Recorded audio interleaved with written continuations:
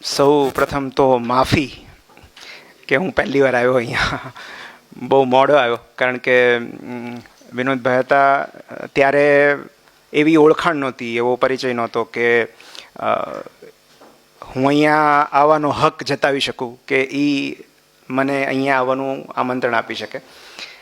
પણ ઘણા સમયથી પરમાર સાહેબ મને કહેતા હતા કે તમે આવો ને, પણ કોઈ કારણસર રહી જતું હતું. અને જ્યારે હું હમણાં ડિપાર્ટમેન્ટ ઓફ એજ્યુકેશનમાં આવ્યો ત્યારે એમણે મારું ગળું પકડ્યું કે ભાઈ અહીંયા આવો છો તો અહીંયા કેમ નથી આવતા. અને ત્યારે જ મેં એમને વચન આપ્યું હતું કે હું આવીશ, તમે કહો, આપણે ત્યારે નક્કી કરીએ. 31ની સાંજ છે એટલે બહાર ઢોલ નગારા વાગતા હોય, બધા સેલિબ્રેશન કરતા હોય, બધાના પોતપોતાની રીતે બધા ઉજવણી કરતા હોય એમ. પણ એવા સમયે બહાર ક્યાંય ડાન્સ કરવાને બદલે તમે બધા અહીંયા એક ક્લાસરૂમમાં બેઠા છો અને મને સાંભળી રહ્યા છો, તો એ તમારું અહીંયા હોવું અને શ્રોતા તરીકે હોવું, મારી સામે હોવું, એ મારા માટે સૌથી મોટી ઉજવણી છે. તો મારી 31મી તારીખ એ રીતે ઉજવાઈ રહી છે કે તમે મારી સાથે છો, મારી સામે છો. મને બહુ સરસ એમણે વિષય આપ્યો કે નવું વર્ષ નવી તરસ, એના વિશે આપણે વાત કરીએ.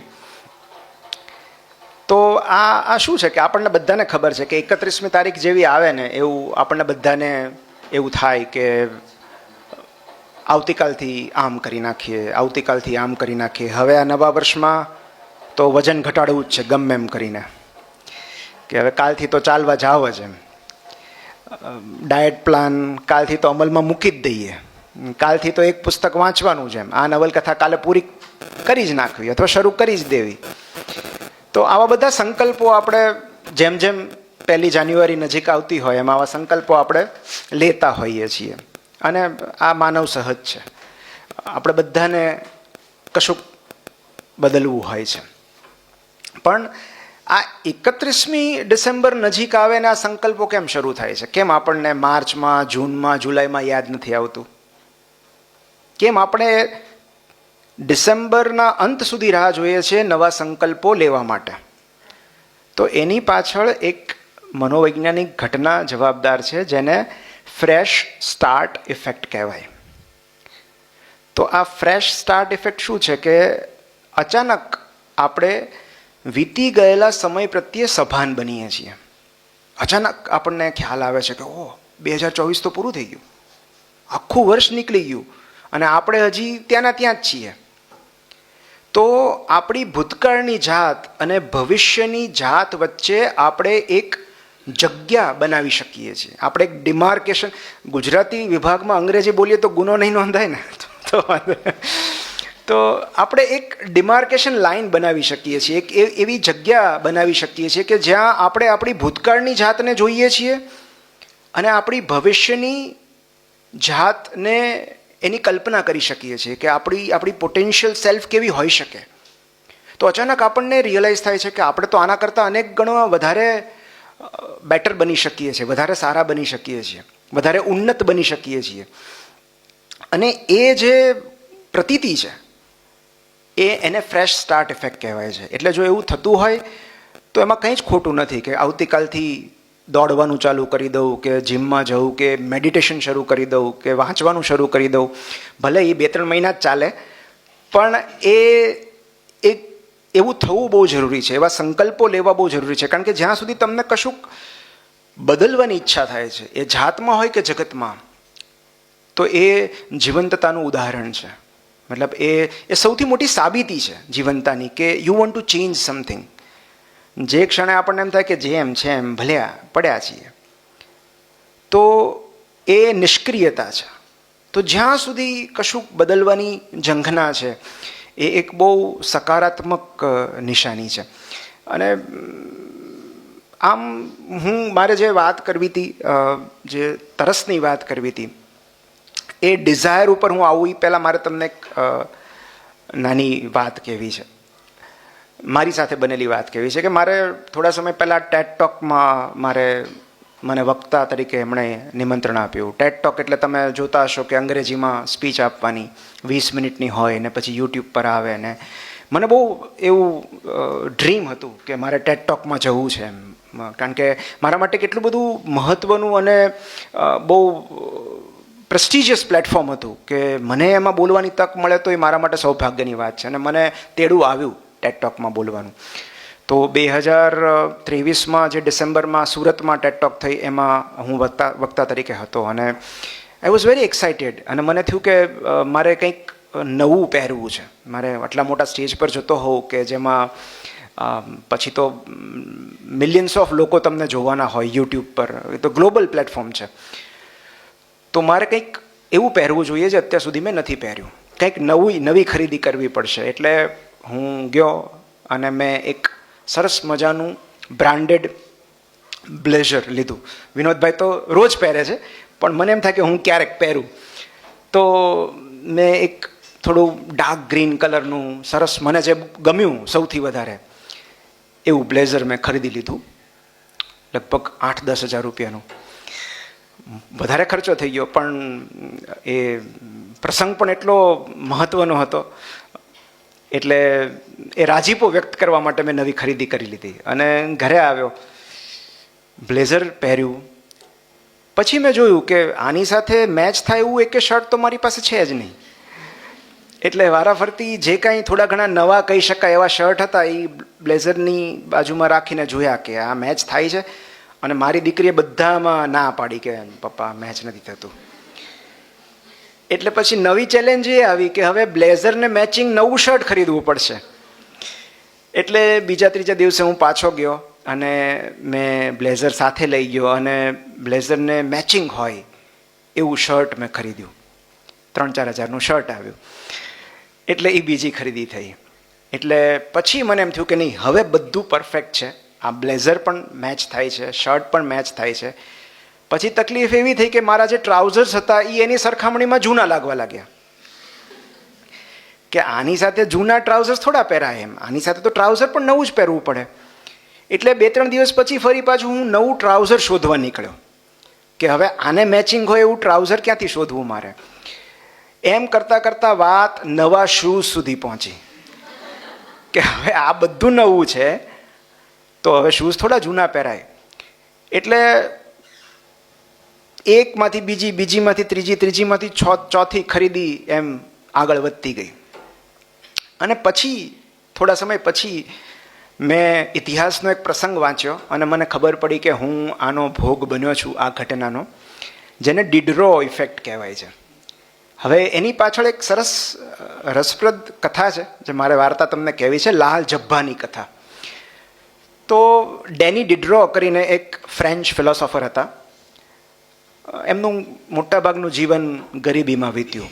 બહુ કંઈ રૂપિયા હતા નહીં એમની પાસે. હા, એક લાઇબ્રેરી હતી, સમૃદ્ધ પુસ્તકાલય હતું, ખૂબ બધા. કારણ કે એ સમયમાં એમણે એક એન્સાઇક્લોપીડિયા લખેલું અને જેટલું બધું પ્રચલિત હતું કે આજની તારીખે એ એમનું એન્સાઇક્લોપીડિયા સૌથી સમૃદ્ધ ગણાય છે.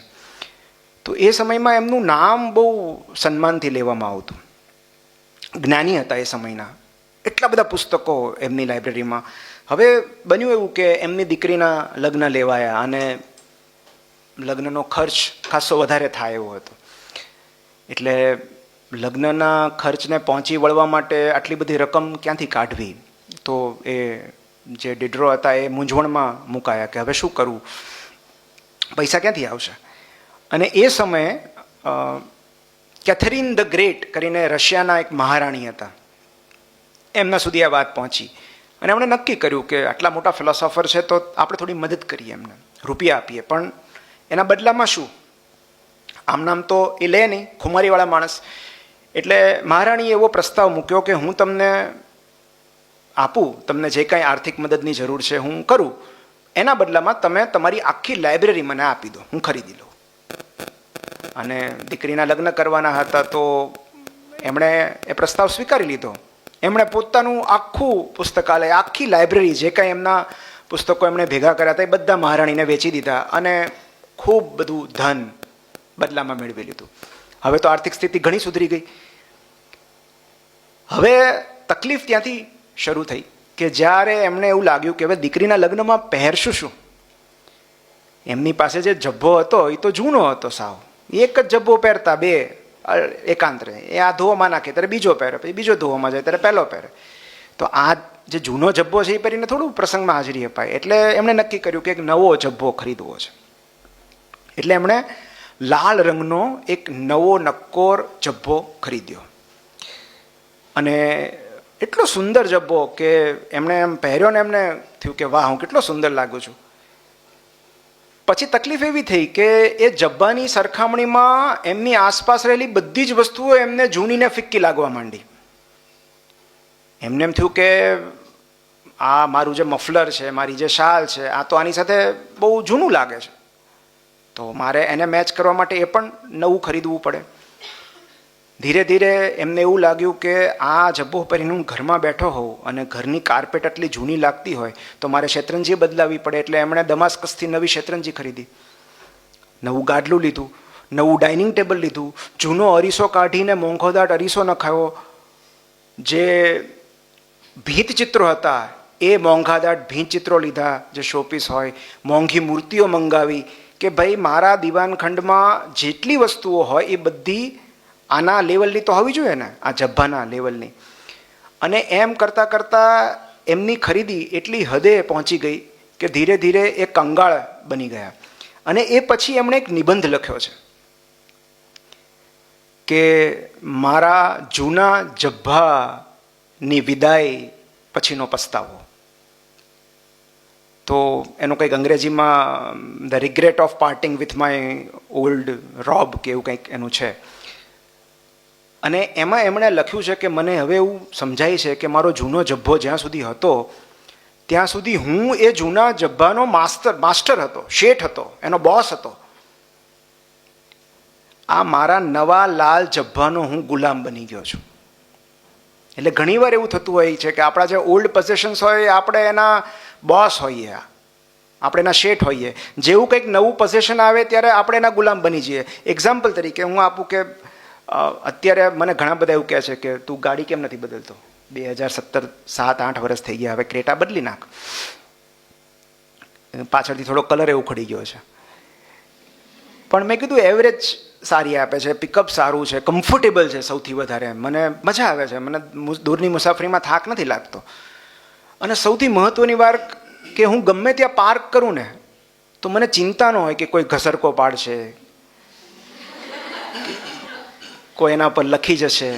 જે ક્ષણે હું નવી ગાડી લઈશ ને હું દર અડધી કલાકે જોવા જઈશ કે બરાબર તો છે ને કાર, ક્યાંય ઉજોડો નથી પડ્યો ને, ડેન્ટ નથી પડ્યો ને, કોઈ એક જરીક આમ અડાડીને ચાલુ જાય મારો આખો દિવસ જીવ બળે. તો આ મારું જે નવું પોઝેશન છે હું એનો ગુલામ બની ગયો. તો ક્યારેક આપણે જેને એવું સમજતા હોઈએ છીએ કે આ આપણી માલિકીની વસ્તુ છે, ક્યારેક એ આપણા માલિક બનીને બેસતું હોય છે. તો જે જૂનો જબ્બો હતો એના માલિક ડીડરો હતા, હવે એ નવો જે જબ્બો છે એના ગુલામ બની ગયા છે. તો ક્યારેક આપણા પોઝેશન્સ આપણને પોઝેસ કરતા હોય છે. અને એ જ કારણથી હું નવી ગાડી નથી ખરીદવા માંગતો કે આ જૂની ગાડી છે, હું એનો માલિક છું. એ ગમે ત્યાં પડી હું પાર્ક કરીને નિશ્ચિંતપણે ચાલ્યો જાઉં કે ઠીક છે, થશે તો શું, હવે કાંઈ બહુ ત્યાં સુધી જીવ બળે છે જ્યાં સુધી પહેલો ડેન્ટ નથી પડતો, પહેલો ખાડો, પહેલો ગોબો નથી પડતો. 2-3 ગોબા પડ્યા પછી તો બધું તમે ટેવાઈ જાઓ છો.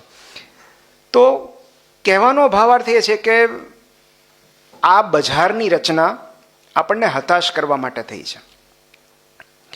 This market is design to depress us. અને એનું કારણ છે કે જ્યાં સુધી આપણે અપૂર્ણ કે અસંતુષ્ટ ફીલ નહીં કરીએ ત્યાં સુધી માર્કેટ ચાલશે કેવી રીતે. જે ક્ષણે કન્ઝ્યુમરને એવું થયું કે મારી પાસે બધું જ છે, હોવું જોઈએ એવું, હું સુખી છું, બધી જરૂરિયાતની વસ્તુઓ છે, મારે કશું જ નવું નથી ખરીદવાનું, તો ઇકોનોમી આગળ કઈ રીતે વધશે, માર્કેટ કેવી રીતે ચાલશે. અને એટલે જ જે જાહેર ખબરો છે, હોર્ડિંગ્સ છે, એના દ્વારા સતત આપણને આપણી અપૂર્ણતા બતાવવામાં આવે છે કે તમારી પાસે શું નથી, શું ખૂટે છે, અને શું મેળવી લેશો તો તમે સુખી બની જશો. અને એટલે જ જાહેર ખબરમાં તમે હોર્ડિંગ્સમાં જુઓ, પોસ્ટરમાં જુઓ, કેટલા હેપી ફેમિલી દેખાય છે, હસતા ચહેરા જ હોય, જાણે એક સાબુ વાપરીને એ સુખી થઈ ગયા. અને તમને એવી ફીલ આવે કે આ સાબુ લેશું ને પછી આવું સ્માઇલ આવશે, આ સોફ્ટ ડ્રિંક પીશું ને તો આવી કિલકારીઓ થશે. તો અને એટલે જ એ લોકો હેપી ફેસીસ યુઝ કરે છે. જે પણ પ્રોડક્ટ હોય એના માર્કેટિંગમાં કોઈને તમે રડતા જોયા? માર્કેટિંગના ચહેરાઓ તમને હોર્ડિંગ્સ પર બધા હસતા જ દેખાય, સરસ મજાના ડેન્ચર્સ હોય. એટલે આ એક એવી ભ્રમણા છે જ્યાં આપણને એવું લાગે છે કે આ પ્રોડક્ટ વસાવ્યા પછી આપણે પણ એમના જેટલા ખુશ રહેશું, સુખી રહેશું. અને આ જે હાઈપર માર્કેટનો કન્સેપ્ટ છે એ ત્યાંથી જ આવ્યો છે. આપણે પહેલાં ઓલા કરિયાણાની દુકાને લેવા જતા 5 કે 10 વસ્તુ, એ બહુ બધી વધીને શું પૂછે? બોલો બીજું કાંઈ? એ એની ટેક્ટિક હતી. બીજું કાંઈ? આ મોટા ભાગના વેપારીઓને આવી ટેવ હોય, તમે એક વસ્તુ ખરીદો ને પછી અટકે નહીં. બીજું કાંઈ? આ નવું આવ્યું છે, લેતા જવું છે. આ ખારી નવી છે, આ ટોસ્ટ નવા છે, સારા છે. તો એ એમની ટેક્ટિક છે, એમની પદ્ધતિ છે કશુંક વેચવાની. હવે જ્યારથી આ મોલ કલ્ચર આવી ગયું છે, હાઈપર માર્કેટ આવી ગયા છે, ત્યારે એમણે કશું કરવાની જ જરૂર નથી. કારણ કે તમે ત્યાં જશો તો મિનિમમ 10 થી 15 વસ્તુઓ ખરીદ્યા વગર પાછા નહીં ફરો. કારણ કે એનું ડિસ્પ્લે જેવી રીતે થયું હોય કે તમને એમ થાય કે આ ટૂથપેસ્ટ લીધી તો હવે આ પણ આ લઈએ, હવે આની પણ જરૂર છે. તો કેટલી બધી વસ્તુઓ જોઈને આપણને એની જરૂર વર્તાતી હોય છે. એટલે અને હમણાં મારો અનુભવ છે કે મારે એક સૂટકેસ લેવાની હતી, બેગ લેવાની હતી, અને હું ગયો SK બેગ્સમાં. તો મોટાભાગની વસ્તુ હવે સેટમાં અવેલેબલ છે.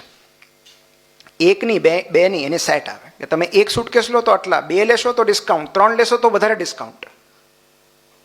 તો એક વેચવાથી એમને સંતોષ નથી, એને તમને 2 વેચવી છે, 2 નહીં 3 વેચવી છે. તમે જેટલું વધારે ખરીદશો એટલું તમને ડિસ્કાઉન્ટ કરતા જશે.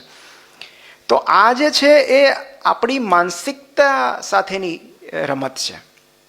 અને એટલે જ્યારે ડિઝાયરની વાત આવે, જ્યારે તરસની વાત આવે કે નવું વર્ષ નવી તરસ, તો આ ડિઝાયર છે. અને આપણે તો ગુજરાતીમાં મને તમારી એટલા માટે બીક લાગે છે કારણ કે મારી કરતાં તમે વધારે ભાષાના જાણકાર છો. એટલે કાંઈક વિનોદભાઈ બાજુમાં બેઠા હોય તો અમસ્તો બીક લાગે કે કાંઈક.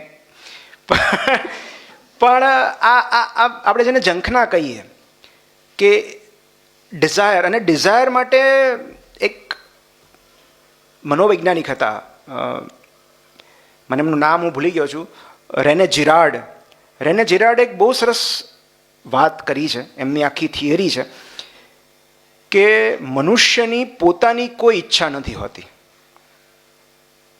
મોટા ભાગની એની ઈચ્છાઓ પ્રેરિત હોય છે, એટલે માઇમેટિક ડિઝાયર હોય છે. માઇમેટિક ડિઝાયર એટલે કોઈનું જોઈને તમને ઈચ્છા થઈ. કોઈ ફલાણો ફોન વાપરે છે એટલે તમને એ ફોન લેવાની ઈચ્છા થઈ. કોઈ ફલાણું સ્કૂટર વાપરે છે એટલે તમને એવું થયું કે હું લઉં. કોઈ ફલાણી પેન વાપરે છે એટલે તમને એમ થયું કે મારી પાસે પણ એ પેન હોવી જોઈએ. કોઈ ડૉક્ટર બન્યું તો તમને એમ થાય કે હા એ તો કેટલો સુખી છે, મારે ડૉક્ટર લાઈનમાં જવું જોઈએ. તો મોટા ભાગની આપણી ઈચ્છાઓ ક્યાંકથી પ્રેરિત હોય છે, ક્યાંકથી ઉછીની લીધેલી હોય છે, ઉધાર લીધેલી હોય છે. અને એટલે એ મેળવ્યા પછી આપણને સંતોષ નથી થતો. અને એમણે તો એવું કહ્યું છે કે મનુષ્યને ખબર જ નથી હોતું કે એને શું જોઈએ છે. અત્યારે હું તમને એવું કહું કે તમે કોઈ એક વસ્તુની માંગણી કરો, કોઈ એક, અને એ વિશ પૂરી થશે. તમે તાત્કાલિક નહીં કહી શકો કે તમારે શું જોઈએ છે, કારણ કે આપણને હકીકતમાં ખબર જ નથી હોતી કે આપણી ડિઝાયર શું છે, આપણે શું ઈચ્છીએ છીએ. કારણ કે આપણી મોટાભાગની ડિઝાયર જે છે એ ક્યાંકથી લીધેલી હોય છે, ક્યાંકથી મેળવેલી હોય છે, કંઈક જોઈને આપણે શીખેલા હોઈએ છીએ. અને ત્યાં જ તફાવત છે નીડ અને ડિઝાયર વચ્ચે, જરૂરિયાત વચ્ચે અને આપણી ઈચ્છા વિશે. તો આપણે જેમ કહીએ કે ફૂડની જરૂર છે, ખાવાની જરૂર છે, ભૂખ લાગે તો જે હોય ચાલે, તો એ જરૂરિયાત છે. પણ પિઝા જોઈએ તો એ માઇમેટિક ડિઝાયર છે કે મારે તો આ જ જોઈએ, મારે પિઝા. કારણ કે પિઝાની ડિઝાયર ક્યાંથી થઈ? આપણે કોઈકને જોયા, કાં તો સરસ મજાની કોઈ એડવર્ટાઇઝમેન્ટ જોઈ, ક્યાંક એનો ફોટોગ્રાફ જોયો, અને પછી આપણને એવું થયું કે આ મારે પણ ખાવું જોઈએ કારણ કે એ ખાય છે. તો આવી આપણી કેટલી બધી પસંદગીઓ છે એ અજાણીએ અન્યને જોઈને નક્કી થતી હોય છે. આપણે એ રીતે અન્યથી પ્રભાવિત થતા હોઈએ છીએ, ઇન્ફ્લુઅન્સ થતા હોઈએ છીએ. અને આપણે હંમેશા એવા જ લોકોની મિમિક્રી કરીએ છીએ કે જે આપણાથી હાયર હોય છે. એટલે હું તમને આમ એમાં છે ને 2 ફેક્ટર્સ હોય, એક બાહ્ય પરિબળો અને એક આંતરિક પરિબળો. તો બાહ્ય પરિબળોમાં એવા લોકો હોય કે જે આપણા કરતાં બહુ આગળ હોય, બહુ ઉપર હોય, અને એમની પસંદગી આપણને સીધી રીતે કે આડકતરી રીતે પ્રભાવિત કરતી હોય. જેમ કે સેલિબ્રિટીઝ, એ લોકો કયું પરફ્યુમ વાપરે, એ લોકો કયું વ્હીકલ યુઝ કરે. જેમ કે ઝુબા કેસરી, તો તમને એમ થાય કે ભાઈ અજય દેવગન ઝુબા કેસરી ખાય છે, શાહરૂખ ખાન ઝુબા કેસરી ખાય, હવે તો ટાઈગર શ્રોફે ખાય છે, તો મારે ખાવી જોઈએ. તો એ માઇમેટિક ડિઝાયર છે. શાહરૂખ ખાન ફલાણું પરફ્યુમ યુઝ કરે છે, તો હું એ કરીશ તો મારા પ્રત્યે લોકો આકર્ષિત થશે, મને સફળતા મળશે, મારી એ પર્સનાલિટી એના જેવી થશે. તો એ માઇમેટિક ડિઝાયર છે. એક્સટર્નલ મીડિયેટર, કોઈકને જોઈને જે સમાજમાં થોડું આગળ પડતા છે, સફળ છે, સિદ્ધ છે, લોકપ્રિય છે, એ જે વાપરે છે એ મને વાપરવાની ઈચ્છા થાય, તો એ માઇમેટિક ડિઝાયર છે. અને એમાં એની પાછળ પણ એક મેટાફિઝિકલ ડિઝાયર જેવું હોય છે. એટલે હું તમને એક સાદું ઉદાહરણ આપું કે પેલું એક મારુતિ ડિઝાયરની જાહેર ખબર આવે છે, જેમાં પેલો સિદ્ધાર્થ મલ્હોત્રા છે કે ભાઈ કોઈકને ફોન પર કહે છે આઈ વિલ બી ધેર ને એમ કરીને કારમાં બેસે છે. તો એ જોઈને તમને એમ થાય કે મારી પાસે મારુતિ ડિઝાયર હોવી જોઈએ. કારણ કે આપણે એમની પસંદગીને પસંદ નથી કરતા, આપણે એમને પસંદ કરીએ છીએ. આજે હું વિરાટ કોહલીને પસંદ કરતો હોઉં તો વિરાટ કોહલી જેને પસંદ કરશે એ મને પણ ગમશે. અને એનું કારણ એ છે કે આપણને એવું લાગે છે કે આપણે મારુતિ ડિઝાયરમાં બેસશું તો આપણે પણ કદાચ સિદ્ધાર્થ મલ્હોત્રા જેવા લાગીએ. એ જે વસ્તુ વાપરે છે એ આપણે જો પામી લઈશું તો આપણે પણ એના જેવા બની જઈશું. તો એ રીતે સબકોન્શિયસલી એ આપણને અસર કરે છે. પણ આપણે પાછા રોજ સવારે લીમડો ખાઈએ તો એ લોકો નહીં ખાય, તો આપણી પસંદગી એમને પ્રભાવિત નહીં કરે. એક બાહ્ય પરિબળો અને બીજા આંતરિક પરિબળો. આંતરિક એટલે આપણી અંદર રહેલા નહીં, આપણી આસપાસ રહેલા. જેમ કે આપણે પાડોશમાં કોણ શું કરે છે, આપણા મિત્ર કોણ શું કરે છે, આપણા ભાઈ બહેન કોણ શું લે છે, શું ખરીદી છે. તો જે દિવસે પડોશીની નવી કાર આવી, આપણી કાર આપણને જૂની લાગવા માંડે. તો એ ઇન્ટરનલ મીડિયેટર્સ છે કે જેમાં તમારો ભાઈબંધ શું કરે છે, એણે કઈ બાઇક લીધી, એ આઈફોન વાપરે છે તો તમને એમ થાય કે મારા ભાઈબંધ પાસે આઈફોન છે તો મારી પાસે આઈફોન હોવો જોઈએ. એ ફલાણું બાઇક ફેરવે છે તો મારી પાસે આ બાઇક હોવું જોઈએ. એ રીબોકના શૂઝ પહેરે છે તો મારે રીબોક લેવા છે. મારી બેનપણી બીબાની કુર્તી પહેરે છે તો મારે લેવી છે. તો આ માઇમેટિક ડિઝાયર છે. તો આ બધી ઈચ્છાઓ બહુ સામાન્ય છે અને આપણે ક્યારેક સભાન નથી હોતા ઈચ્છાઓ પ્રત્યે. આપણને કશુંક શું કામ ગમે છે અથવા આપણે કશુંક શું કામ જોઈએ છે એ જ આપણને ખબર નથી હોતી. મારી દીકરી મને એમ કહે કે પપ્પા આજે આઈસ્ક્રીમ ખાવાની ઈચ્છા થઈ છે, તો મારે એને પૂછવું જોઈએ કે બેટા તને અચાનક કેમ ઈચ્છા થઈ આજે? તો થોડુંક આપણે એનું પોસ્ટમોર્ટમ કરીએ અથવા એને થોડી પ્રશ્નોત્તરીઓ ખબર પડે કે એણે કોઈકને આજે આઈસ્ક્રીમ ખાતા જોયા હતા. તો આ બાબતો પ્રત્યે આપણે એટલે સભાન બનવાની જરૂર છે, કારણ કે ઘણીવાર એવું બનતું હોય છે કે આપણે ખોટી પસંદગીનો પીછો કરતા હોઈએ છીએ.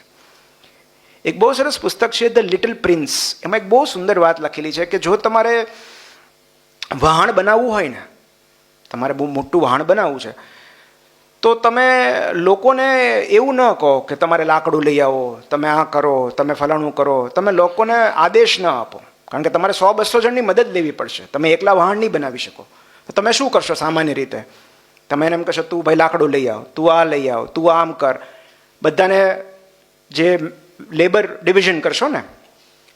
પણ એમાં એક બહુ સરસ ઉપાય સૂચવ્યો છે, આ માર્કેટિંગનો ઉપાય છે કે તમારે જો વહાણ બનાવવું હોય તો એમને આદેશ ના આપો, એમને ખાલી દરિયાની સુંદરતા બતાવો કે આ દરિયો બહુ મસ્ત છે. દરિયો જોવો હશે તો આપણે વહાણમાં અંદર સુધી જવું પડશે. તો એમની અંદર જો દરિયો જોવાની ઈચ્છા જન્મશે તો આપોઆપ વહાણ બનાવવામાં તમને મદદ કરશે. અને આ લીડરશિપ સ્કિલ છે કે મારે તમારી પાસેથી કોઈ કામ લેવું હોય તો હું ડાયરેક્ટલી તમને ઓર્ડર નહીં કરું, હું તમારી અંદર એ ઈચ્છા જન્માવીશ જેમાં તમારી કામ કરવું પડે જે હું ઈચ્છું છું. તો આ ડિઝાયરની આખી માયાજાળ છે. અને હું બહુ તમને સિમ્પ્લિફાઈ કરી દઉં, કારણ કે મારું કામ ખાલી તમને આ કન્સેપ્ટ સમજાવવાનું નથી, એનો ઉપાય પણ સૂચવવાનું છે કે બે પ્રકારની ડિઝાયર હોય. બહુ સરસ પુસ્તક છે, જો તમને સમય મળે તો, વોન્ટિંગ કે આપણે કશુંક ઈચ્છીએ છીએ, આપણને કશુંક જોઈએ છે, તો શું કામ જોઈએ છે? તો મુખ્ય બે પ્રકારની ડિઝાયર હોય, થિન ડિઝાયર અને થિક ડિઝાયર. થિન ડિઝાયર એટલે બધી ઉપર છલ્લી, ક્ષણિક. આજે તમને આ ખાવાનું મન થયું, કાલે તમને બીજું કંઈક ખાવાનું મન થયું. આજે તમને આ ગાડી ખરીદવાની ઈચ્છા થઈ, કાલે તમને બીજું કંઈક ગમે છે. આજે તમને આ મોડેલ ગમે છે, તો કાલે એમ થાય કે હવે iPhone 16 Pro આવ્યો તો હું એ લઈ લઉં. તો આ બધી જે થિન ડિઝાયર છે એ બહુ ઉપર છલ્લી હોય છે. એ આજ નહીં તો કાલ નહીં તો 2 મહિનામાં ઉડી જશે. અને આ બધી એવી ડિઝાયર છે, એવી બધી વસ્તુઓ છે જે કર્યા પછી, જે પામ્યા પછી, જે મેળવ્યા પછી તમે અતૃપ્ત રહો છો. એ તમને વધુ ખાલીપોનો અહેસાસ કરાવે છે, એ વધારે તમને અનફુલફિલ કરે છે. તમે એનાથી સભર નથી થતા, તમે વધુ ખાલી થતા જાઓ છો. ખરેખર જો તમને રૂપિયા જોતા હોય, તમે એમ કહો કે મારે રૂપિયા જોઈએ છે, તો તમને રૂપિયા મળી ગયા એક્સ અમાઉન્ટ, પછી વધારે રૂપિયા શું કામ જોઈએ છે? તમને ફલાણી આઈટમ જોઈએ છે, તો એ મેળવ્યા પછી તો પછી બીજું શું કામ કાંઈ જોઈએ છે? તો આ બધી થિન ડિઝાયર છે. એની સામે થિક ડિઝાયર એટલે શું? કે જે આપણી ઓળખનો એક ભાગ હોય અને એ જીવનના ઉતાર ચડાવ દરમિયાન પણ એ ઈચ્છા છે, એ ઝંખના છે, એ અડીખમ રહે. હું તમને ઉદાહરણ આપું કે કઈ રીતે ખબર પડે કે અમારી થિન ડિઝાયર છે કે થિક ડિઝાયર છે. તો તમે ભૂતકાળના એવા પ્રસંગો યાદ કરો કે જેમાં કશુંક કર્યા પછી તમને ભરપૂર સંતોષ થયેલો. એવી કોઈ પ્રવૃત્તિ જે કર્યા પછી તમને એમ થયું કે આહા, આજે બહુ મજા આવી, બહુ સરસ ઊંઘ આવી. કે જે કર્યા પછી તમને બહુ આનંદ આવેલો. માત્ર એનો અત્યારે તમે યાદ કરશો તોય તમારા ચહેરા પર એક સ્માઇલ આવી જાય છે, જે તમને ડીપ સેન્સ ઓફ મિનિંગ આપે છે, ડીપ સેન્સ ઓફ સેટિસ્ફેક્શન આપે છે. એ તમારી થિક ડિઝાયર છે. કોઈ પણ ભોગે એ ઝંખના મરવાની નથી, એ અડીખમ રહેવાની છે. હું તમને મારું ઉદાહરણ આપું કે થિન ડિઝાયર છે ને તમને હંમેશા અતૃપ્ત રાખે છે, તમને સતત એ તમારામાં એક અધૂરપ જન્માવે છે. થિક ડિઝાયર છે એ તમને સંતુષ્ટ કરતી જાય છે. હું તમને એક મારું પ્રેક્ટિકલ ઉદાહરણ આપીને સમજાવું કે ડૉક્ટર બનવું એ માય મેટિક ડિઝાયર હતી. કારણ કે હું નાનો હતો ત્યારે હું ડૉક્ટર્સને જોતો કે કેટલા નોલેજેબલ છે, કેટલું જ્ઞાન છે, 5-10 મિનિટમાં તો દવા લખી આપે છે. બીજું, મારા મમ્મીએ બહુ સ્ટ્રગલ જોયું હતું. એને ભણતર માટેના રૂપિયા નહોતા મારા નાના પાસે, તો બહુ આર્થિક ભીંસમાં રહીને મારી મમ્મી ભણેલી. એટલે એને પણ એવું હતું કે જે હું નથી ભણી શકી, મારો દીકરો ભણે. તો એની જે ઈચ્છા હતી એનો ચેપ મને લાગ્યો. મેં જે વાતાવરણમાં જે સન્માન જોયું ડૉક્ટર્સ માટે, એનો મને ચેપ લાગ્યો. તો એ માયમેટિક ડિઝાયર હતી. એટલે મને થયું કે મારે ડૉક્ટર તો બનવું જ જોઈએ. અને એમાં કંઈ ખોટું નથી, માયમેટિક ડિઝાયર તમે પૂરી કરો તો આપણે બધા કરતા જ હોઈએ છીએ. પણ લેખનનું કાર્ય શરૂ થવું એ મારી થિક ડિઝાયર હતી. કારણ કે એ મારી ઓળખનો એક ભાગ હતો. કારણ કે મેં કંઈ મારી આજુબાજુ કંઈ કોઈ હેમિંગવે કે ચંદ્રકાંત બક્ષી કે કોઈ હતું નહીં મારી આજુબાજુ કે જેમને જોઈને મને એવો ચસ્કો લાગ્યો હોય કે ના ના મારે લખવું છે, મારે ચંદ્રકાંત બક્ષીને તો જો લોકો ઓટોગ્રાફ લેવા માટે લાઈન લાગે છે, તો મારે ચંદ્રકાંત બક્ષી બનવું છે. અશ્વિની ભટ્ટને તો કેટલું માન મળે છે. આટલા બધા કવિઓ, આટલા બધા લેખકો, લોકો કેટલા ધ્યાનથી એમને સાંભળે છે, કેટલા એમના પુસ્તકો વાંચે છે, કેટલી ઝંખનાથી, કે લાઇબ્રેરીમાં જઈને એમના પુસ્તકો ઉઠાવે છે. તો મારે આ કરવું છે. તો એવું તો મેં ક્યારેય જોયું જ નથી. હું ક્યારેય એવા કોઈ લેખકના સંપર્કમાં નહોતો આવ્યો. તેમ છતાં મને એ લખવાની ઈચ્છા જાગી. તો એ મારી થિક ડિઝાયર હતી. કારણ કે આજની તારીખે લખ્યા પછી હું મારી જાતને વધારે સભર ગણું છું. મને એ વધારે સભર બનાવે છે, સંતૃપ્ત બનાવે છે. એ કર્યા પછી મને એમ થાય છે કે ઓહો, બહુ મજા આવી, એક સંતોષ મળે છે. તો આ બે વાત હતી, થીન ડિઝાયર ને. એટલે આ બધા જે પ્રશ્નો છે કે તમે કોઈ જગ્યાએ કશુંક કર્યું અથવા તમને જેમાં મજા આવી, તો આ બધાનો તમે એક કોમન લઘુત્તમ સામાન્ય અવયવ કાઢો કે આ બધામાં કોમન શું હતું, તમે શું પામવા માગતા હતા, એ તમારી ડિઝાયર છે. આ બધી બાજુને આપણે પડતી મૂકીએ, પણ તરસ બહુ જરૂરી છે, સાહેબે કીધું એમ. કારણ કે અપૂર્ણતા આપણને જીવાડે છે. જે દિવસે બધું જ મળી જશે એ ક્ષણ કેટલી ભયંકર છે, કશું જ પામવાની ઈચ્છા નહીં થાય. તો આ અપૂર્ણતા છે, જે અધૂરપ છે, એ સતત આપણને જીવાડ્યા કરે છે. અને એટલે મેં એવી 5 તરસ લખી છે કે જે મને એવું લાગે છે એ 5માંથી એક તરસે આપણામાં જીવિત રહેશે તો આપણી વૃદ્ધિ છે, આપણો વિકાસ જે છે, આપણી ઉન્નતિ છે એ શરૂ રહેશે, આપણી યાત્રા શરૂ રહેશે. અને એમાં પહેલી ડિઝાયર છે એ ડિઝાયર ટુ ચેન્જ. સતત આપણે બદલાવ ઝંખીએ છીએ. જાતને બદલવાની વૃત્તિ અથવા પરિસ્થિતિને બદલવાની વૃત્તિ એ સતત આપણામાં રહેલી છે, ડિઝાયર ટુ ચેન્જ સમથિંગ.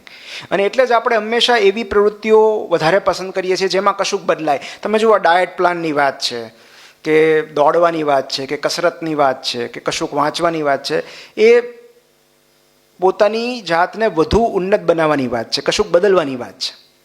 તમને એમ થાય કે મારે કેમ્પસમાં આ બદલાવ લાવવો છે, તો આપણે ઘણું બધું બદલી નથી શકતા, એ વાત હકીકત છે. પણ જે આપણા નિયંત્રણમાં છે, જે આપણે કરી શકીએ છીએ, એ બદલાવ તો આપણે લાવવા જ જોઈએ. સો ડિઝાયર ટુ ચેન્જ, કંઈક કોઈકના જીવનમાં કંઈક બદલાવ લાવવો, કોઈકને કંઈક શીખવાડવું.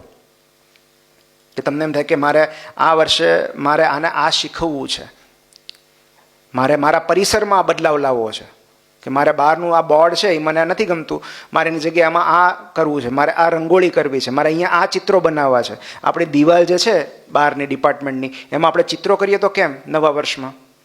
આપણે અહીંયા ઝાડ વાવીએ તો કેમ? તમે કીધું છે ઓલરેડી. ક્યાં વાત.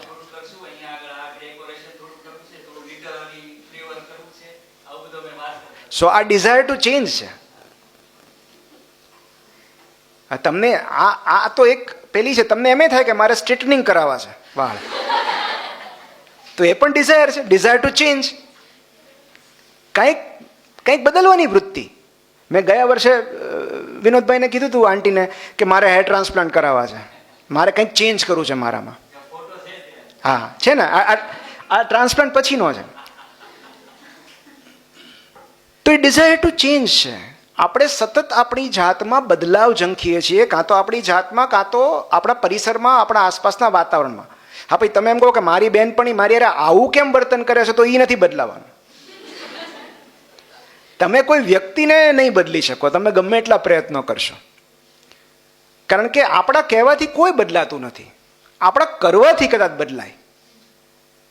તમે જે કામ કરો છો કે તમારું વર્તન જોઈને, તમારો વ્યવહાર જોઈને કદાચ કોઈને સદબુદ્ધિ એમ થાય કે ના ના, આ બિચારી મારા માટે આટલું બધું કરે છે, મારા માટે નાસ્તો લઈને આવી, મારા માટે રાહ જુએ છે, તો કદાચ કોઈનામાં થોડી કરુણા ફૂટે.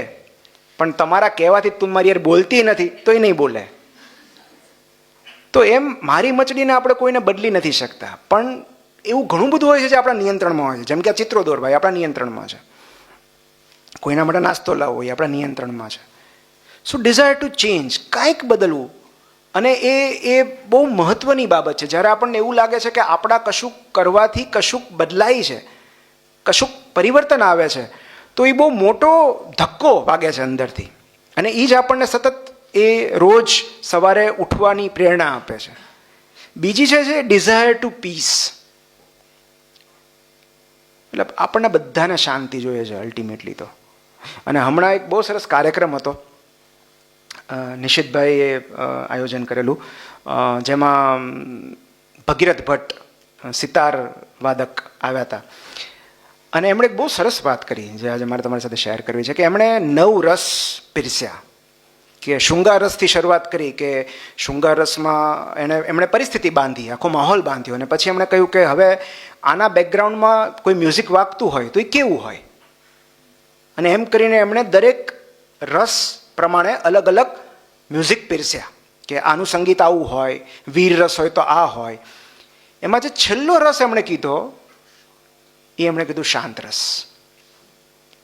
એટલે એમ કે એમણે એવું કહ્યું કે સામાન્ય રીતે જ્યારે કોઈ કલાકાર છે કંઈ પૂરું કરે ત્યારે ક્રસેન્ડો રચે, એના પીક સુધી લઈ જાય તમને, પણ હું તમને શાંત રસમાં આ સમાપ્તિ કરું છું કારણ કે આપણા બધાનો મૂળભૂત રસ શાંત રસ છે. કારણ કે તમે ગુસ્સો કેટલીક વાર કરશો, તમે હાસ્ય છે તો કેટલીક વાર હસશો, છેવટે તો આપણે આપણી જે મૂળભૂત સ્થિતિ છે એ શાંત રસની છે, ત્યાં આવવું જ પડશે. અને એટલે આ એક એવી ઝંખના છે શાંતિ મેળવવાની જે આપણા દરેકમાં રહેલી છે. તમે મને અત્યારે એમ કહો ને કે મેં તમને જે પ્રશ્ન પૂછ્યો થોડા સમય પહેલા કે કોઈ એક એવી વસ્તુ જે તમારે જોઈએ છે, તો હું એક જ શબ્દમાં કહીશ શાંતિ. મારે શાંતિ જોઈએ, બીજું કાંઈ નથી જોતું.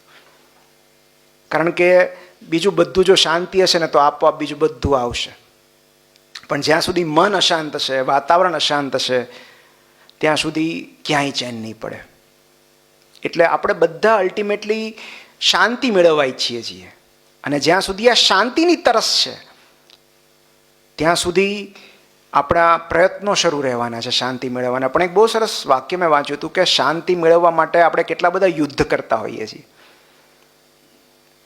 અલ્ટિમેટલી જો યુદ્ધ જ કરવાના હોય તો એ યુદ્ધ કર્યા પછીની શાંતિ કેવી હશે? ત્રીજું છે desire to know or desire to grow. જ્ઞાનની તરસ, જેના માટે તમે બધા અહીંયા છો. અને આ બહુ જ જરૂરી છે. કારણ કે તમે ક્યારે એવું વિચાર્યું છે કે અનલિમિટેડ ગુજરાતી થાળીથી લઈને અનલિમિટેડ 5G ડેટા સુધી આપણને બધું અમર્યાદિત કેમ જોઈએ છે?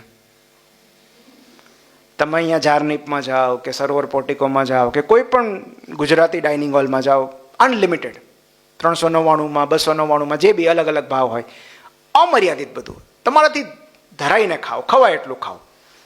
5G ડેટા તો કે unlimited 5G data, unlimited roaming, unlimited calling. આ બધું અમર્યાદિત કેમ જોઈએ છે? અમર્યાદિત સંપત્તિ, અમર્યાદિત સિદ્ધિ. તો એનું કારણ મેં એક જગ્યાએ એવું બહુ સરસ વાંચ્યું હતું કે ભૌતિક અને નશ્વર સીમા રેખાની વચ્ચે એક એવો જીવ આપણી અંદર પુરાયેલો છે જે અનંત સુધી વિસ્તરવા માંગે છે. બેઝિકલી આપણી અંદર રહેલા ચૈતન્યને એક્સપાન્ડ થવું છે. અને આ બહારની જે બધી દોડ છે, આ મેળવી લઉં, તે મેળવી લઉં, આ જોઈએ ને, એ તો એનું બાહ્ય લક્ષણ છે કે વધુ પડતું ખાઈ લઉં, વધુ પડતું એકઠું કરી લઉં. તો હકીકતમાં આપણી અંદર રહેલું ચૈતન્ય વિકસવા માંગે છે. કારણ કે આપણી અંદર એવી ઉર્જા પુરાયેલી છે જે ટાઈમલેસ, ફોર્મલેસ, બાઉન્ડલેસ છે. પેલું કહેવાય છે ને નિત્ય, નિરાકાર, અનંત. તો એ બધી ઉર્જા આપણામાં એક એવી ભૌતિક સીમારેખાની અંદર પુરાયેલી છે જે બહાર નીકળી નથી શકતી. એ મુક્તિ ઈચ્છે છે, એને એક્સપાન્ડ થવું છે, એને વિસ્તરવું છે. અને એટલે એની જે ઝંખના છે એ આ રીતે મેનિફેસ્ટ થાય છે કે આપણે બીજું બધું ભેગું કરવા માંગીએ છીએ, અમર્યાદિત. અને હકીકતમાં આપણે શેને ફીડ કરીએ છીએ? ઓળખને, અહમને. તો હકીકતમાં આપણે શેને ખોરાક આપવાનો છે? આત્માને, ચૈતન્યને. તો તમે એમ કહો કે આત્માનો ખોરાક શું હોય? તો હકીકતમાં અલ્ટિમેટલી આ તરસ છે એ આત્માની તરસ છે, ચૈતન્યની તરસ છે. તો જેટલું જોઈ શકાય, સ્પર્શી શકાય, એકઠું કરી શકાય ને, એ બધો શરીરનો ખોરાક છે, મનનો ખોરાક છે. અને જેટલું ઇન્ટેન્જિબલ છે, જે દેખાતું જ નથી, જેને ક્યાંય સંગ્રહ જ નથી કરી શકાતું, એ આત્માનો ખોરાક છે. જેમ કે સૌથી પહેલું સંગીત, એ તમને તૃપ્ત કરે છે. જ્ઞાન તમને તૃપ્ત કરે છે. પ્રેમ. તો આ બધું એવું છે, પ્રવાસના અનુભવો. તો આ બધું એવું છે જે તમે ક્યાંય તમે જોઈ નથી શકતા. કોઈ તમને કેટલો પ્રેમ કરે છે એ તમે ક્યાં દેખાય છે એવા મીટર હોય છે? તમને વધારે ખબર હશે. કોઈ કોઈ સંગીત સાંભળીને, અરિજીત સિંહનો અવાજ સાંભળીને તમને અંદરથી જે થાય છે એનું કોઈ મીટર છે? નથી. કારણ કે તમારા આત્માને તૃપ્ત કરે છે. કોઈક તમને અંદર સુધી સ્પર્શી ગયું છે. કોઈ એક કવિતા વાંચીને, કોઈક લેખ વાંચીને, કોઈ કથા વાંચીને તમને અંદર જે થાય છે એનું કોઈ મીટર જ નથી. એ ક્યાંય દેખાતું જ નથી, એની ક્યાંય નોંધ જ નથી લેવાતી. કારણ કે આ પૃથ્વી એ આપણું સંગ્રહાલય નથી, અનુભવાલય છે. આપણે અહીંયા અનુભવ કરવા માટે આવ્યા છીએ. અને એટલે જે આ બધી અનુભૂતિઓ છે એ આપણી અંદર રહેલી ઉર્જાને તૃપ્ત કરે છે. બિકોઝ આપણે અહીંયા અલ્ટિમેટલી એક્સપિરિયન્સ કરવા આવ્યા છીએ. અને જો ખરેખર એટલે તમારે જો એ તરસ રાખવી હોય કોઈ, તો આ તરસ રાખજો કે desire to know or desire to grow. કારણ કે આપણે બધા અલ્ટિમેટલી ગ્રો થવા માટે ડિઝાઇન થયેલા છીએ. જે ક્ષણે આપણે સ્થગિત થઈ જઈએ છીએ, આપણી બધી હાર્મની, આપણું બેલેન્સ ખોરવાઈ જાય છે. એટલે સતત કશુંક જાણતા રહેવું, કશુંક શીખતા રહેવું, જો એ કરી શકાય તો એ તરસ બહુ કામની છે અને બહુ ઉપયોગી છે. ચોથી જે છે એ છે ડિઝાયર ટુ હેલ્પ. આપણે અલ્ટિમેટલી જ્યારે પણ કોઈને મદદ કરીએ છીએ ત્યારે પણ આપણે એક ઉન્નત અને વધુ પરિપક્વ જાત તરફ પ્રયાણ કરીએ છીએ. Desire to help. આપણને એમ થાય કે કોઈકને આપણે કંઈક મદદ કરીએ. એ કાંઈ પણ હોઈ શકે. એ શબ્દોના રૂપમાં તમે દાન આપી શકો. તમને ખાલી તમે કોઈકને 5 સારા વાક્યો કહો તો એ પણ દાન જ છે એક પ્રકારનું. એક સરસ રશિયન વાર્તા છે તુર્ગનેવ, જેમાં એક ભિખારી બેઠો હોય છે અને એ કંઈક માગતો હોય છે અને લેખક ત્યાંથી પસાર થાય છે અને પેલો માગે છે તો એ એમ કહે છે કે મારી પાસે કંઈ છે નહીં, તું કહેતો હોય તો હું તને ગળે મળી લઉં. કારણ કે સ્પર્શ પણ એક જાતનું દાન છે, શબ્દો પણ એક જાતનું દાન છે, હાજરી પણ એક જાતનું દાન છે. અત્યારે તમે લોકો અહીંયા બેઠા છો તો તમે એટેન્શનનું દાન આપી રહ્યા છો મને. તમે કોઈ મોબાઈલમાં નથી જોતા, તમે ઊંઘી નથી ગયા, તો તમે તમારું એટેન્શન મને ડોનેટ કરી રહ્યા છો.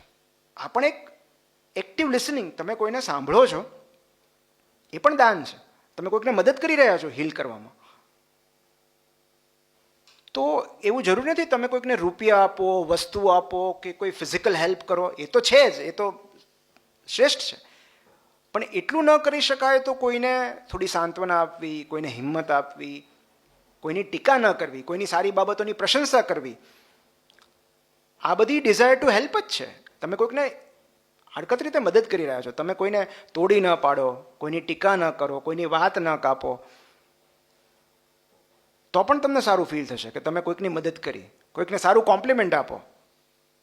એ વ્યક્તિ ઘરેથી નીકળી હશે ત્યારે અરીસામાં એવું જોઈને વિચારતી હશે કે આજે હું બરાબર નથી દેખાતી, આજે મારામાં આ ઉણપ છે, આ ખામી છે, મારી આંખ છે ને થોડીક આમ થાય છે, મારી આ ભમર છે ને આનો અહીંયા પ્રોબ્લેમ છે, મારા દાંતમાં વચ્ચે જગ્યા બહુ છે, મારું નાક બહુ લાંબુ છે. આવું સતત કોઈ વ્યક્તિ વિચારતી હોય અને તમે એમ કહો ને વાહ આજે બહુ મસ્ત લાગે છે, તો એ સૌથી મોટી મદદ છે. તમે એને જાતના પ્રેમમાં પડવામાં મદદ કરી કે ભાઈ તું જેવી છે એવી સુંદર છે, તું જેવો છો એવો સરસ લાગે છે. તો આ હેલ્પ છે.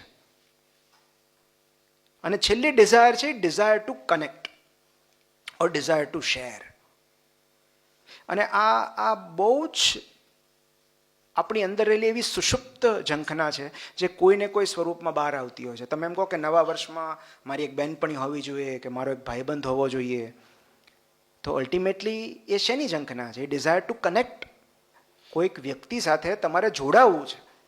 અને એક માનવ તરીકે આપણા બધામાં એ ઝંખના રહેલી છે ડિઝાયર ટુ કનેક્ટ. કારણ કે એ માણસ હોય કે પ્રાણી હોય, કોઈ સજીવ સાથે ગાઢ અને આત્મીય સંબંધ સાથે જોડાવું એ સૌથી મોટું બળ છે. કારણ કે એ એવી ઝંખના છે કે જે આપણામાં ઇન્નેટ રહેલી હોય છે. Desire to connect, desire to share.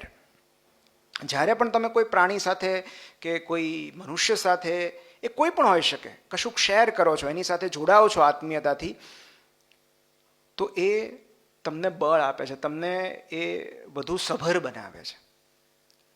તો આ બધી એવી ડિઝાયર છે કે જે તરસ આપણે કેળવવા જેવી છે. અને આ એવી તરસ છે કે જેની તૃપ્તિ તમને કર્યા પછી તમને સંતોષ થાય છે. એક શબ્દની મારે ચર્ચા કરવી હતી જે મને એવું લાગે છે કે તમારા એજ ગ્રુપમાં મારે કરવી જોઈએ, અને છે લર્ન્ડ હેલ્પલેસનેસ. જે મને અત્યારે એવું લાગે છે કે મારે યુવાનો સાથે આ ખાસ ડિસ્કસ કરવું જોઈએ, કારણ કે જ્યારે હું તમને જોઉં છું ત્યારે મને એવું લાગે છે કે મને જ્યારે પણ તક મળે ત્યારે હું આ વિશે વાત કરું. એક હું પ્રયોગની વાત કરું છું, અને પછી કારણ કે ઘણા બધા લોકો મને એવું કહેતા છે કે પણ સર અમે આ નથી કરી શકતા, આ કેમ કરી શકીએ, આ તો મારા કંટ્રોલમાં જ નથી, આ મારા હાથમાં જ નથી. તો આઈ થિંક આપણે 5 મિનિટમાં પૂરું કરીએ, પછી કદાચ કાંઈ કોઈને કહેવું હોય તો એક બહુ સરસ પ્રયોગ થયેલો કૂતરા પર. આ તો ત્યારે બહુ આની નિંદા પણ થયેલી આ પ્રયોગની. માર્ટિન સેલિગમેન કરીને એક વૈજ્ઞાનિક હતા, દીકરીને ખબર છે. તો એમણે આ પ્રયોગ કરેલો કૂતરા પર. એમણે શું કર્યું કે એમણે એક પાંજરું બનાવ્યું, જેમાં એક ગ્રુપને રાખ્યું કૂતરાને, અને એમાં ઇલેક્ટ્રિક શોક આપ્યા કૂતરાને. પણ એ કંટ્રોલેબલ શોક હતા, એટલે કે એમાં એક લીવર જેવું રાખવામાં આવ્યું હતું, અને એ કૂતરું આમ જોરથી ભાગવાનો પ્રયત્ન કરે એટલે લીવર સાથે ભટકાય, અને ભટકાય એટલે શોક બંધ થઈ જાય. એટલે કૂતરાને એવો ખ્યાલ આવ્યો કે ભાઈ આ જેવો ઝાટકો લાગે છે એવું આ જે પાંજરાની આ જે દિવાલ છે, આ બાજુ છે, એની સાથે ભટકાવ એટલે શોક બંધ થઈ જશે. બીજા એક પાંજરામાં એણે બીજા કૂતરાને રાખ્યો, જેમણે લીવર ન રાખ્યું, એટલે એ ઇનએસ્કેપેબલ ઇલેક્ટ્રિક શોક હતા. એટલે કૂતરું કંઈ પણ કરે, કરંટ આવે જ રાખે. કૂતરું આઘું પાછું થાય પાંજરામાં, જોરથી ભટકાય, ધંપછાડા કરે, ઉપર નીચે કરે, પણ કરંટ બંધ ન થાય. થોડા સમય સુધી એણે આ પ્રયોગ ચાલુ રાખ્યો. પછી એણે બંને કૂતરાને બહાર કાઢ્યા. પછી એક બોક્સ બનાવ્યું જેને શટલ બોક્સ કહેવાય છે. શટલ બોક્સ એટલે જેમાં આમથી આમ જઈ શકાય, પેલું શટલ કોક કહીએ ને બેડમિન્ટનમાં, એક બાજુથી બીજી બાજુ, બીજી બાજુથી આ બાજુ, તો તમે બંને બાજુમાં જઈ શકો એવું શટલ બોક્સ બનાવ્યું. શટલ બોક્સમાં એક બાજુને જે તળિયું હતું ત્યાં ઇલેક્ટ્રિક કરંટ અપાતો હતો, બીજું જે તળિયું હતું ત્યાં ઇલેક્ટ્રિક કરંટ નહોતો, અને એની વચ્ચે એક નાની એવી આ ગ્લાસની જે હાઇટ છે એટલી એક નાની એવી દિવાલ હતી, નાનું એવું બેરિયર હતું કે જે કૂતરું આરામથી ઠેકીને બીજી બાજુ જઈ શકે.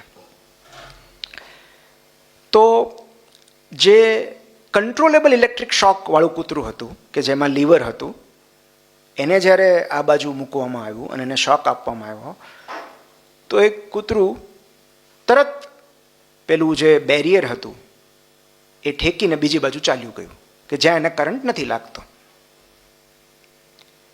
જ્યારે બીજું જે કૂતરું હતું જે ઇનએસ્કેપેબલ ઇલેક્ટ્રિક શોકમાં હતું, એને આ બાજુ જ્યારે મૂકવામાં આવ્યું ત્યારે એને 1 વાર, 2 વાર, 3 વાર, 4 વાર, 5 વાર વારંવાર શોક આપવામાં આવ્યા, પણ એ બીજી બાજુ જઈ શકતું હોવા છતાં એ બીજી બાજુ ન ગયું, કારણ કે એનામાં લર્ન્ડ હેલ્પલેસનેસ ડેવલપ થઈ ચૂકી હતી. એટલે કે સ્વીકારી લીધેલી લાચારી. એને એવો ખ્યાલ આવી ગયો કે ધમ પછાડા કરીએ છીએ તો એ કરંટ તો લાગે જ છે, શોક તો લાગે જ છે ગમે એ કરવાથી, તો પછી શું કામ બીજી બાજુ જવું. અને આ એક એવો ક્રાંતિકારી પ્રયોગ હતો જે આજની તારીખે કેટલા બધા મનુષ્યોમાં હોય છે. લર્ન્ડ હેલ્પલેસનેસ કે પણ હું શું કરું, પણ મારાથી કઈ રીતે થાય. તો આ લર્ન્ડ હેલ્પલેસનેસ છે. અને એની સામે એક આવો શબ્દ છે લર્ન્ડ ઓપ્ટિમિઝમ, જેના પર આખું પુસ્તક લખાયેલું છે કે જો તમે લાચારી શીખી શકો તો તમે ઓપ્ટિમિઝમ પણ શીખી શકો, આશાવાદ પણ શીખી શકો.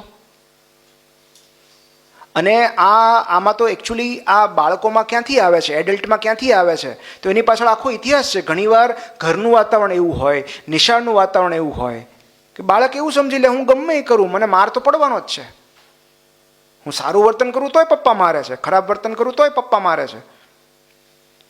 તો ક્યાંક ને ક્યાંક આપણા ઉછેર દરમિયાન કે આપણી આસપાસના વાતાવરણમાંથી આપણે આ લર્ન્ડ હેલ્પલેસનેસ ગ્રહણ કરી લઈએ છીએ. અને પછી આજીવન આપણે એવું વિચારીએ છીએ કે આ શોખ તો લાગતા રહેશે, આપણે કાંઈ જ નહીં કરી શકીએ. તો હકીકતમાં આ લર્ન્ડ હેલ્પલેસનેસમાંથી આપણે લર્ન્ડ ઓપ્ટિમિઝમ તરફ જવાનું છે. એટલે હું તમને બધાને વિનંતી, એક આ કહેવાનો ઉદ્દેશ્ય એ છે કે હું બહુ એવું બોલ્ડ સ્ટેટમેન્ટ નથી કરતો, પણ we can make hour destiny. આપણું ભાગ્ય આપણે નક્કી કરી શકીએ છીએ. એવા પર્યાપ્ત પુસ્તકો મેં વાંચ્યા છે કે જેમાં એવું સિદ્ધ થયેલું છે કે તમારું ભાગ્ય, તમારું નસીબ તમે જાતે લખી શકો છો. તમે કેવું વિચારો છો, તમારા સબકોન્શિયસ માઇન્ડને કેવા આદેશો આપો છો, કેવા દિવા સ્વપ્નો જોવો છો, કેવું વિચારો છો, એ પ્રમાણે તમારી રિયાલિટી નક્કી થશે. તમારી વાસ્તવિકતા તમારા વિચારો બનાવે છે. અને એટલે જો તમે એવું માનશો કે આ હું લાચાર છું, મારાથી કશું જ થાય એમ નથી, તો આ જીવન તમે પહેલાં કૂતરાની જેમ એક જ બાજુ રહેશો, બીજી બાજુ નહીં જઈ શકો. વચ્ચે હકીકતમાં એવું કોઈ આડસ છે જ નહીં કે તમે ન જઈ શકો. એટલે આ બધું કન્ડિશન્ડ માઇન્ડ છે, જેના કારણે આપણે આ લાચારી સ્વીકારી લીધેલી છે. હકીકતમાં એવું ઘણું અગ્રી કે એવું ઘણું બધું છે જે આપણા કંટ્રોલમાં નથી હોતું, પણ એવું ઘણું બધું છે જે આપણે કરી શકીએ છીએ, ને એ તો આપણે કરવું જ જોઈએ. સ્ટોઇકિઝમમાં એને ડાયકોટોમી ઓફ કંટ્રોલ કહેવાય છે. એટલે શું તમારા નિયંત્રણમાં છે અને શું નથી, જો એની સ્પષ્ટતા આવી જાય તો બહુ સરળ થઈ જાય બધું. તો એક આ વાત હતી. અને છેલ્લી વાત એ કે મારે જ્યારે મેં ખાસ કરીને જ્યારે આ યર પૂરું થાય છે ત્યારે કે બેઝિકલી આપણને છે ને હેપી એન્ડિંગની આદત નડે છે. કે મારી જ્યારે નવલકથા, એક આપણા જણ કરીને એક નવલકથા છે જે જ્યારે લખાતી હતી, જ્યારે પૂરી થઈ ત્યારે મેં પપ્પાને, સૌથી પહેલાં હું મારા પપ્પાને વાંચવા આપું કે ભાઈ તમે આમાંથી ભૂલ શોધી દો, કારણ કે એ મારા સૌથી ભરોસાપાત્ર વિવેચક છે, માય મોસ્ટ રિલાયબલ ક્રિટિક. એટલે એમણે વાંચીને મને કે મને છેલ્લું ચેપ્ટર પસંદ ન પડ્યું, મને અંત પસંદ ન પડ્યો, કારણ કે એમાં લાખીને રઘલો જે છે એ અલગ થઈ જાય છે. અને મને કે આ બહુ સુખદ અંત ન કહેવાય, મને બહુ એક વાચક તરીકે મને મજા ન આવે. જ્યારે નવલકથા પૂરી થાય ત્યારે એવો અંત હોવો જોઈએ કે મને લાખીને રઘલો મનમાં વસી જાય એમ. એટલે મેં કીધું કે નહીં, મને એક લેખક તરીકે મને એવું લાગે છે કે આપણા મોટા ભાગના લોકોની લવ સ્ટોરી આ જ રીતે પૂરી થતી હોય છે, ઓચિંતી, અણધારી અને અનિચ્છનીય રીતે. આપણને ક્લોઝર નથી મળતું. તો મને એમ થયું કે ના, આનો અંત આવો જ હોવો જોઈએ, ભલે દુઃખદ હોય. તો પ્રોબ્લેમ એ છે કે, અને પછી હું વિચારતો હતો કે કેમ એમણે આવું કહ્યું, કે આપણી મોટાભાગની વાર્તાઓમાં ખાધું પીધુંને રાજ કર્યું, એન્ડ હેપીલી લીવ્ડ એવર આફ્ટર, સુખદ અંત જ બતાવાય છે.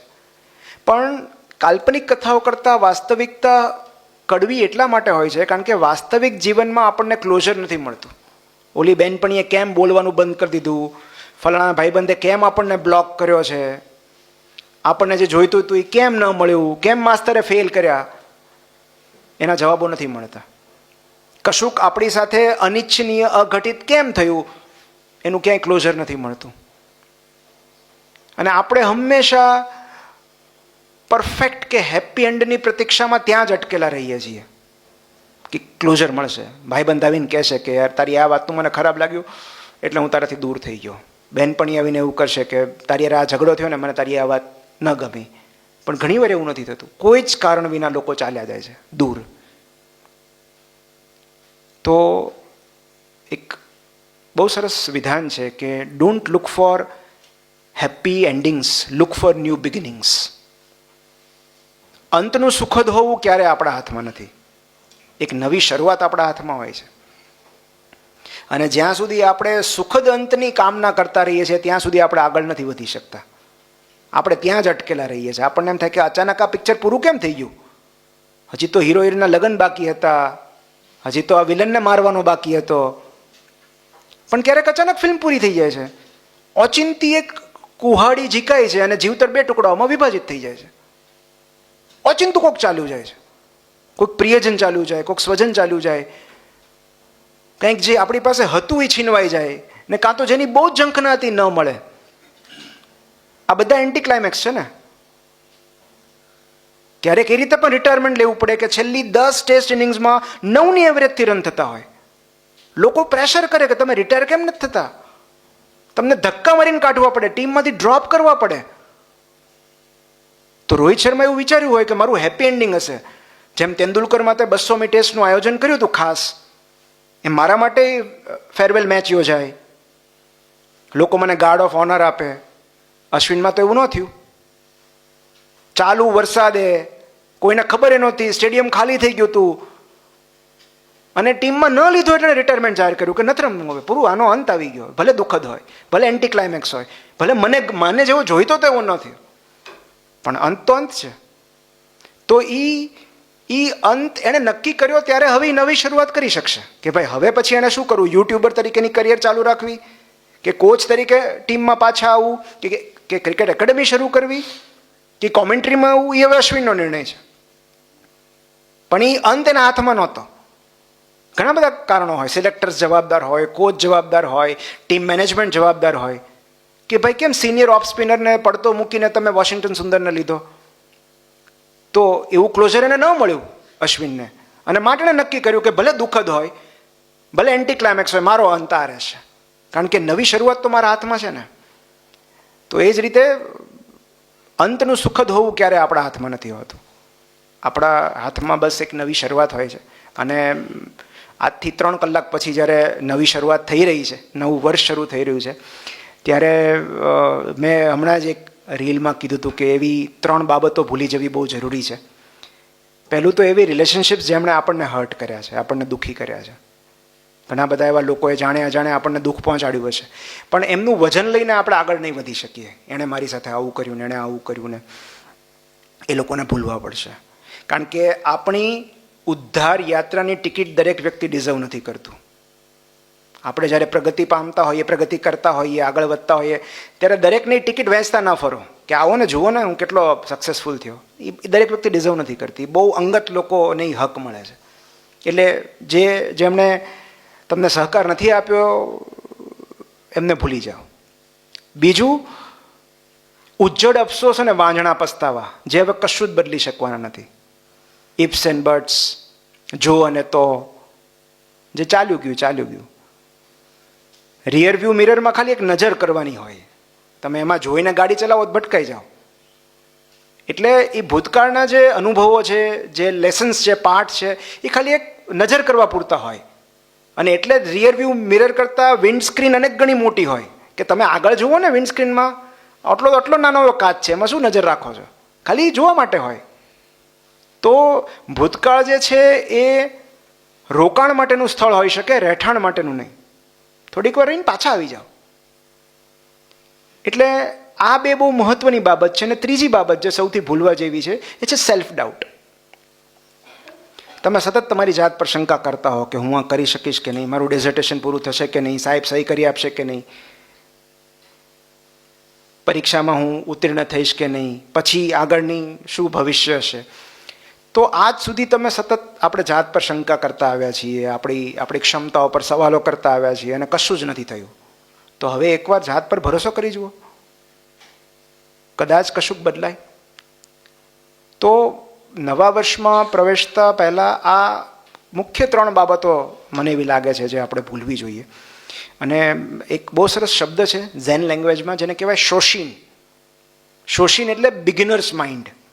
જાણે તમે કશું પહેલી વાર કરતા હો.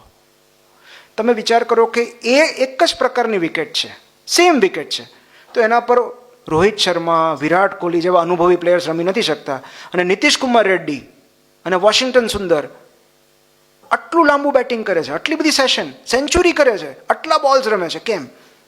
કારણ કે અનુભવ તો ઓલા લોકો પાસે વધારે છે, સેન્ચુરીઝ તો એ લોકોની વધારે છે. તો આ 2 નવા છોકરાઓ કેમ સારું રમે છે? કારણ કે એમનું મન ફ્રેશ છે, એમનો એટીટ્યુડ ફ્રેશ છે.